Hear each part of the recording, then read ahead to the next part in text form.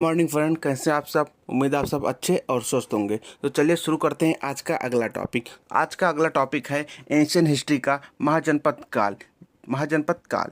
आज के इस टॉपिक से सिर्फ उन्हीं प्रश्नों को लिया गया है जो पिछली कई बार प्रतियोगी परीक्षाओं में पूछे गए हैं तथा इनसे आगे भी प्रश्न बन सकते हैं। तो चलिए शुरू करते हैं। इससे पहले जो भी भाई बहन इस चैनल पर नए हो, चैनल को सब्सक्राइब कर लेंगे और बेल आइकन को प्रेस कर देंगे ताकि हमारी आने वाली अगली वीडियो आप तक तुरंत पहुंच सके। तो चलिए शुरू करते हैं। प्रश्न 1 दिया गया है, सूची 1 को सूची 2 से सुमेलित करना है। सूची 1 में महाजनपद दिए गए हैं तथा सूची 2 में उनकी राजधानी दी गई हैं। तो सूची 1 को सूची 2 से मिलान करना है। तो गांधार महाजनपद की राजधानी क्या थी? तो गांधार महाजनपद की राजधानी थी तक्षशिला। ए का 4 हो जाएगा। सूरसेन महाजनपद की राजधानी क्या थी? सूरसेन महाजनपद की राजधानी थी मथुरा। वत्स महाजनपद की राजधानी क्या थी? तो वत्स महाजनपद की राजधानी थी कौशाम्बी। था आखिरी कौशल महाजनपद की राजधानी क्या थी? कौशल महाजनपद की राजधानी थी श्रावस्ती। तो ए का 4 हो जाएगा, बी का 1 हो जाएगा, सी का 2 हो जाएगा और डी का 3 हो जाएगा। चलिए अगले प्रश्न की तरफ चलते हैं। अगला प्रश्न आपका दिया गया है कि हर्यक वंश के किस शासक को कुड़िक कहा जाता था? तो हर्यक वंश का ऐसा कौन सा शासक था जिसे कुड़िक की उपाधि प्राप्त थी? Option A Bimbisara, option B Udayan, option C Ajatashatru या फिर ऑप्शन डी इनमें से कोई नहीं। तो इसका राइट आंसर हो जाएगा ऑप्शन सी, अजातशत्रु को ही हर्यक वंश के में कुड़िक की उपाधि प्राप्त थी। चलिए अगले प्रश्न की तरफ। अगला प्रश्न आपका दिया गया है, किस शासक ने गंगा एवं सोन नदियों के संगम पर पाटलिपुत्र नामक नगर की स्थापना की थी? तो गंगा एवं सोन नदियों के संगम पर पाटलिपुत्र नगर की स्थापना किसने की थी? Option A Ajatashatru, option B Udayan, option C Ashoka या फिर ऑप्शन डी घनानंद। तो इसका राइट आंसर हो जाएगा ऑप्शन बी, उदयन ने ही गंगा एवं सोन नदी के तट पर पाटलिपुत्र नामक नगर की स्थापना की थी। चलिए अगले प्रश्न की तरफ चलते हैं। अगला प्रश्न आपका दिया गया है, शिशुनाग वंश का वह कौन सा शासक था जिसके समय में वैशाली में द्वितीय बौद्ध संगति का आयोजन किया गया तथा उसे काकवड़ के नाम से भी जाना जाता है? ऑप्शन ए शिशुनाग को, ऑप्शन बी कालाशोक को, ऑप्शन सी नंदीवर्धन को या फिर ऑप्शन डी इनमें से कोई नहीं। तो इसका राइट आंसर हो जाएगा ऑप्शन बी, कालाशोक ही शिशुनाग वंश का वह शासक था जिसके समय वैशाली में द्वितीय बौद्ध संगति का आयोजन किया गया था और इसे काकवड़ की भी नाम से जाना जाता है या उसे काकवड़ की उपाधि भी प्राप्त थी। चलिए अगले प्रश्न की तरफ। अगला प्रश्न आपका दिया गया है, 323 ईसा पूर्व में सिकंदर महान की मृत्यु हुई थी। ऑप्शन ए फारस में हुई थी, ऑप्शन बी बेबीलोन में हुई थी, ऑप्शन सी मेसिडोनिया में हुई थी या फिर ऑप्शन डी तक्षशिला में हुई थी। तो इसका राइट आंसर हो जाएगा ऑप्शन बी, बेबीलोन में ही 323 ईसा पूर्व में सिकंदर महान की मृत्यु हुई थी।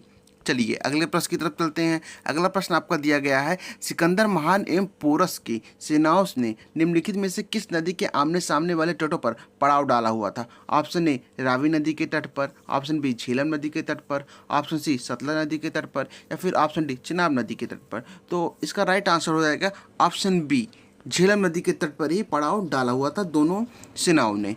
चलिए अगले प्रश्न की तरफ। अगला प्रश्न आपका दिया गया है, किस प्रकार का मृदभांड या पाटरी भारत में द्वितीय नागरीकरण शहरीकरण के प्रारंभ का प्रतीक माना जाता है? ऑप्शन ए गेरू रंग वाले मृदभांड, ऑप्शन बी चित्रित धूसर वाले मृदभांड या ऑप्शन सी उत्तरी काले पालिशकृत बर्तन या फिर ऑप्शन डी काले और लाल बर्तन। तो इसका राइट आंसर हो जाएगा ऑप्शन सी, उत्तरी काले पालिशकृत बर्तन ही भारत में द्वितीय नगरीकरण या शहरीकरण के प्रारंभ का प्रतीक थे।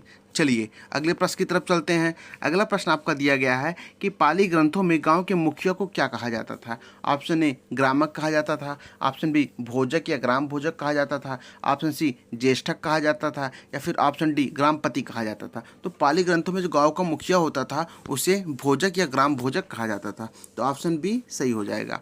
चलिए अगले प्रश्न की तरफ चलते हैं। अगला प्रश्न आपका दिया गया है कि उज्जैन का प्राचीन नाम क्या था? ऑप्शन ए अवंतिका था, ऑप्शन बी तक्षशिला था, ऑप्शन सी कान्यकुब्ज था या ऑप्शन डी धान्य कटक था। तो इसका राइट आंसर ऑप्शन ए हो जाएगा। जो उज्जैन का प्राचीनतम नाम था वह अवंतिका था। चलिए अगले प्रश्न की तरफ। अगला प्रश्न आपका दिया गया है कि नंद वंश का संस्थापक कौन था? ऑप्शन ए महापद नंद थे, ऑप्शन बी कालाशोक थे, ऑप्शन सी घनानंद थे या फिर ऑप्शन डी नागार्जुन थे। तो इसका राइट आंसर हो जाएगा ऑप्शन ए, नंद वंश का संस्थापक महानंद थे।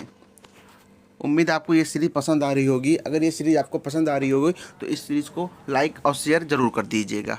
चलिए अगले प्रश्न की तरफ। अगला प्रश्न आपका दिया गया है, ग्रीक यूनानी लेखकों द्वारा किसे अग्रमीज या जैंड्रमीज कहा गया? ऑप्शन ए अजातशत्रु को, ऑप्शन बी कालाशोक को, ऑप्शन सी महापद्मन को, या फिर ऑप्शन डी घनानंद को। तो जो ग्रीक यूनानी लेखक ने जिसे अग्रमीज या जैंड्रमीज कहा वो घनानंद थे। तो ऑप्शन डी इसका राइट आंसर हो जाएगा। चलिए अगले प्रश्न की तरफ चलते हैं। अगला प्रश्न आपका दिया गया है, प्राचीन भारत में पहला विदेशी आक्रमण किनके द्वारा किया गया था? ऑप्शन ए ईरानियों द्वारा किया गया था, ऑप्शन बी यूनानियों द्वारा किया गया था, ऑप्शन सी शकों द्वारा किया गया था, या फिर ऑप्शन डी कुषाणों द्वारा किया गया था। तो प्राचीन भारत में जो पहला विदेशी आक्रमण हुआ था वह ईरानियों द्वारा किया गया था। तो ऑप्शन ए इसका राइट आंसर हो जाएगा। चलिए अगले प्रश्न की तरफ चलते हैं। अगला प्रश्न आपका दिया गया है कि प्राचीन भारत में दूसरा विदेशी आक्रमण एवं पहला यूरोपीय आक्रमण किनके द्वारा किया गया था? ऑप्शन ए ईरानियों द्वारा, ऑप्शन बी यूनानियों द्वारा, ऑप्शन सी शकों द्वारा, या फिर ऑप्शन डी कुषाणों द्वारा। तो इसका राइट आंसर हो जाएगा ऑप्शन बी, यूनानियों द्वारा ही पहला यूरोपीय आक्रमण तथा दूसरा विदेशी आक्रमण किया गया था। तो इसका राइट आंसर ऑप्शन बी हो जाएगा। चलिए अगले प्रश्न की तरफ। अगला प्रश्न क्या दिया गया आपका? अगला प्रश्न दिया गया है कि ईरान के हकमरी वंश के किस शासक ने भारतीय भूभाग को जीतने के बाद उसे फारस साम्राज्य का 20वां प्रांत बनाया? ऑप्शन ए साइरस ने, ऑप्शन बी डेरियस या दराय बाहु फर्स्ट ने, ऑप्शन सी जेरिसिस या छयार्स ने, या फिर ऑप्शन डी डेरियस या दराय बाहु थर्ड ने। तो इसका राइट आंसर हो जाएगा ऑप्शन बी, डेरियस या दराय बाहु फर्स्ट ने ही हकमनी वंश का शासक था जो भारतीय भूभाग को जीतने के बाद उसे फारस साम्राज्य का 20वां प्रांत बनाया। चलिए अगले प्रश्न की तरफ। अगला प्रश्न आपका दिया गया है कि हाइडेस्पेस या वितिस्ता, इसका आधुनिक नाम झेलन है, का युद्ध 326 ईसा पूर्व किन किन शासकों के मध्य हुआ था? ऑप्शन ए सिकंदर एवं पोरस के मध्य हुआ था, ऑप्शन बी सेल्यूकस एवं चंद्रगुप्त मौर्य के मध्य हुआ था, ऑप्शन सी चंद्रगुप्त मौर्य एवं घनानंद के मध्य हुआ था, या फिर ऑप्शन डी सिकंदर एवं आम्भी के मध्य हुआ था। तो इसका राइट आंसर हो जाएगा ऑप्शन ए, हाइडेस्पेस या वितिस्ता, जिसे झेलम का युद्ध भी कहते हैं, ये सिकंदर एवं पोरस के मध्य हुआ था। तो ऑप्शन ए इसका राइट आंसर हो जाएगा। चलिए अगले प्रश्न की तरफ। अगला प्रश्न आपका दिया गया है कि सिकंदर ने भारत पर कब आक्रमण किया? ऑप्शन ए 326 ईसा पूर्व, ऑप्शन बी 326 ईस्वी में, ऑप्शन सी 323 ईसा पूर्व, या फिर ऑप्शन डी 323 ईस्वी में। तो इसका राइट आंसर हो जाएगा 326 ईसा पूर्व में ही सिकंदर ने भारत पर आक्रमण किया था। ऑप्शन ए इसका राइट आंसर हो जाएगा। चलिए अगले प्रश्न की तरफ। अगला प्रश्न आपका दिया गया है, सूची 1 को सूची 2 के साथ मिलान करना है। सूची 1 में शासक दिए गए हैं और सूची 2 में वंश दिए गए हैं। तो बिंबिसार किस वंश का शासक था? तो बिंबिसार थे हर्यक वंश के शासक। तो ए का 1 हो जाएगा। कालाशोक किस वंश के शासक थे? तो कालाशोक थे शिशुनाग वंश के। बी का 2 हो जाएगा। सी महापद्मन किस वंश के शासक थे? तो महापद्मन थे नंद वंश के शासक। बिंदुसार किस वंश के शासक थे? तो बिंदुसार मौर्य वंश के शासक थे। ए का 1, बी का 2, सी का 4 और डी का 3 इसका राइट आंसर हो जाएगा। चलिए अगले प्रश्न की तरफ। अगला प्रश्न आपका दिया गया है, ये भी सूची 1 को सूची 2 के साथ मिलित करना है। सूची 1 में महाजनपद दिए गए हैं और सूची 2 में आधुनिक क्षेत्र दिया गया है। तो मगध का इस समय आधुनिक क्षेत्र क्या है? तो मगध का जो आधुनिक क्षेत्र है वह पटना व गया का जिले हैं। तो ए का 1 हो जाएगा। ए का 1 हो जाएगा। वत्स का क्या आधुनिक क्षेत्र है प्रेजेंट टाइम में? तो वत्स का आधुनिक क्षेत्र है इलाहाबाद। बी का 2 हो जाएगा। कौशल का आधुनिक क्षेत्र क्या है? कौशल का आधुनिक क्षेत्र अवध प्रांत है। अवंती का आधुनिक क्षेत्र क्या है? तो अवंती का आधुनिक क्षेत्र मालवा है। तो मगध का पटना व गया जिला हो जाएंगे, वत्स के इलाहाबाद हो जाएगा, कौशल का अवध हो जाएगा और अवंती का मालवा हो जाएगा। ए का 1, बी का 2, सी का 3 और डी का 4 यही आपका सही सुमेलन हो जाएगा। चलिए अगले प्रश्न की तरफ। अगला प्रश्न आपका दिया गया है कि मगध की प्रथम राजधानी कौन सी थी? Option A Pataliputra, option B Vaishali, option C Girivijay या राजगृह, या फिर ऑप्शन डी चंपा। तो इसका राइट आंसर हो जाएगा ऑप्शन सी, मगध की जो पहली राजधानी थी वह गिरिविजय या राजगृह थी। चलिए अगले प्रश्न की तरफ। अगला प्रश्न आपका दिया गया है किस शासक द्वारा सर्वप्रथम पाटलिपुत्र का राजधानी के रूप में चयन किया गया है? ऑप्शन ए अजातशत्रु द्वारा, ऑप्शन बी कालाशोक द्वारा, ऑप्शन सी उदयन द्वारा, या फिर ऑप्शन डी कनिष्क द्वारा। तो पाटलिपुत्र को राजधानी सर्वप्रथम उज्जैन ने बनाया था, क्योंकि इसकी स्थापना भी उज्जैन द्वारा ही की गई थी। राजधानी के रूप में। चलिए अगले प्रश्न की तरफ। अगला प्रश्न आपका दिया गया है कि 16 महाजनपदों की सूची उपलब्ध है। जो 16 महाजनपद थे उनकी सूची कहाँ उपलब्ध है? ऑप्शन ए महाभारत में, ऑप्शन बी अंगुत्तर निकाय में, ऑप्शन सी छांदोग्य उपनिषद में, या फिर ऑप्शन डी संयुक्त निकाय में। तो इसका राइट आंसर हो जाएगा ऑप्शन बी, अंगुत्तर निकाय में इस 16 महाजनपदों की सूची उपलब्ध है।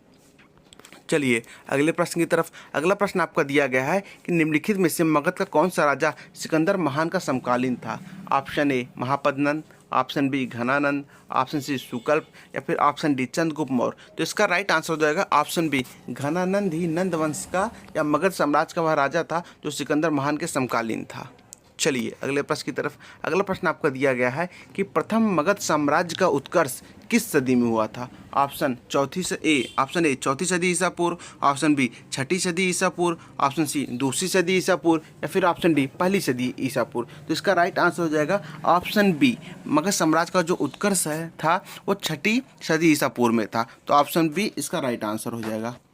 चलिए अगले प्रश्न की तरफ। अगला प्रश्न आपका दिया गया है सिकंदर की भारत में सफलता के निम्न कारण थे। तो कौन सा कारण था सिकंदर के भारत में सफलता का? ऑप्शन ए भारत में तब कोई केंद्रीय सत्ता नहीं थी, ये सही है। उसकी सेना श्रेष्ठ प्रकार की थी, ये भी सही है। उसे देशद्रोही भारतीय शासकों का सहयोग मिला, ये भी सही था। वह एक अच्छा प्रशासक था, ये भी सही था। इसके चारों आंसर सही हैं। चलिए तो इसके कोड देख लेते हैं। तो कोड में 1 2 3 4, तो ऑप्शन डी इसका राइट आंसर हो जाएगा। चलिए अगले प्रश्न की तरफ। अगला प्रश्न आपका दिया गया है कि सूची 1 को सूची 2 के साथ सुमेलन करना है तथा उनके सही कोड का उत्तर देना है। तो चलिए देख लेते हैं। सूची 1 में राजा दिया गया था, सूची 2 में राज्य दिए गए हैं। तो कौन सा राजा किस राज्य से संबंधित है ये पूछा गया है। चलिए देखते हैं। प्रधोत कहाँ के राजा थे? तो प्रधोत जो थे वो अवंती के राजा थे। ए का 3 हो जाएगा। उदयन कहाँ के राजा थे? तो उदयन जो थे वो वत्स के राजा थे। प्रसेनजित कहाँ के राजा थे? तो प्रसेनजित कौशल के राजा थे। अजातशत्रु कहाँ के राजा थे? तो अजातशत्रु मगध साम्राज्य के राजा थे। तो ए का 3 हो जाएगा, बी का 2 हो जाएगा, सी का 4 हो जाएगा और डी का 1 हो जाएगा। चलिए अगले प्रश्न की तरफ। अगला प्रश्न आपका क्या दिया गया है कि अभिलेखी साक्ष्य से प्रकट होता है कि नंद राजा के आदेश से एक नहर खोदी गई। तो कहाँ से खोदी गई? अभिलेखी साक्ष्य जो प्रकट करता है कि नंद राजा ने आदेश दिया था कि एक नहर खोदी जाए, तो वह कहाँ पर आदेश दिया था? ऑप्शन ए अंग महाजनपद में, ऑप्शन बी कलिंग महाजनपद में, ऑप्शन सी मगध के महाजनपद में, या ऑप्शन डी वैशाली महाजनपद में। तो इसका राइट आंसर हो जाएगा ऑप्शन बी, कलिंग में ही एक नहर खोदे जाने का आदेश नंद राजा ने दिया था।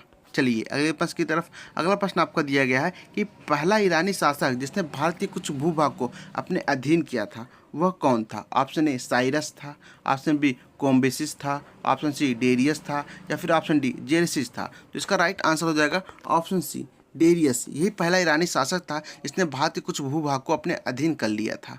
चलिए अगले प्रश्न की तरफ। अगला प्रश्न आपका दिया गया है कि मगध के राजा अजातशत्रु का सदैव किस गणराज्य के साथ युद्ध रहा? Option A Vajji Sangh, Vaishali, option B Panchal, option C दोनों के साथ, या फिर ऑप्शन डी किसी के साथ नहीं। तो इसका राइट आंसर हो जाएगा ऑप्शन ए, मगध के राजा जो अजातशत्रु थे उनका सदैव वज्जी संघ के साथ गणराज्य के साथ युद्ध रहा।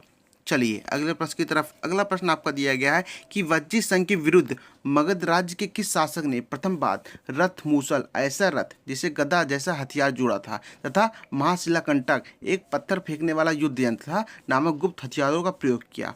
ऑप्शन ए अजातशत्रु ने, ऑप्शन बी चंद्रगुप्त मौर्य ने, ऑप्शन सी कालाशोक ने, या फिर ऑप्शन डी उदयन ने। तो वज्जी संघ के विरुद्ध मगध राज्य के शासक अजातशत्रु ने, ऑप्शन ए ने सर्वप्रथम रथमूसल तथा महाशिलाकंटक नामक गुप्त हथियारों का प्रयोग किया था। तो ऑप्शन ए इसका राइट आंसर हो जाएगा।